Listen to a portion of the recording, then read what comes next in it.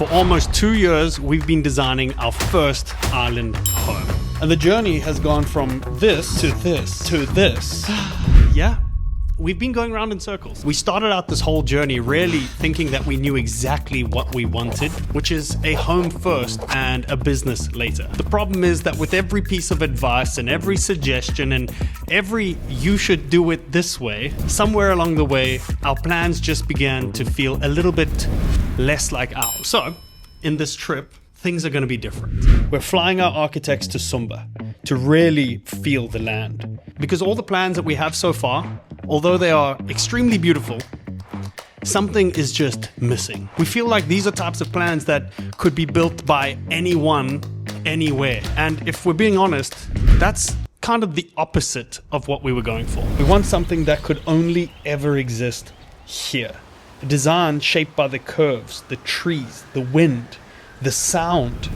I think part of the reason why this has taken us so long is because we started to second guess ourselves. Honestly, we were trying so hard to do everything right because not only is it our first time ever building a home, it's the first thing we've ever owned in the world. So yeah, it kind of feels like a big deal. That's when you start to doubt yourself a little bit more. And because we don't have any experience, what we started to do was lean on other people. But after a while, it started to feel like we were just following everyone else's version of what this should be. Okay. And want to check with you. Wow. I'm hoping we have some levels there. There are levels. Yes, because I saw in your pictures, there's some lines here. When we first came out to buy the land, it was really wild. The grass was tall, the bushes were really thick, there were trees everywhere. Honestly, it looked so beautiful, but you really couldn't see anything. When you flew the drone, it was pretty much just lush greenery everywhere. And when you walked around the plot, you could barely see 10 meters ahead of you.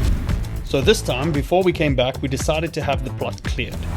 Not to cut any trees, but just to clean enough to understand what the ground underneath really looked like.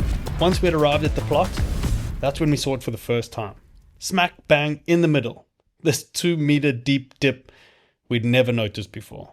At first, we felt like it was a setback. It's kind of like, oh great, another problem. We definitely don't want to change the landscape. We don't want to just fill it out with stones and stuff to make it flat, because we are not about this. We are about how to work with the land, not against the land and change the landscape. But honestly, it started to turn out like it was the best thing that could have happened, because it forced us to rethink everything, to finally trust our instincts. Standing there on the land with the architects, something clicked. It was like this moment where we finally remembered who we were. The two dreamers who go left when the world goes right. The two black sheep who were never trying to fit in anyway. We came back to our philosophy, that our home and our work should be one, not two separate things. Because when your home is your business, you care differently. You're there for every sunrise, every storm. You clean, you build, you teach, not because it's your job to do, but because that's your life. It all feeds each other. People always say, don't mix home and work, you'll never rest. But honestly, that's just another one of those things that people say that we disagree with. This is the balance. This is the old way.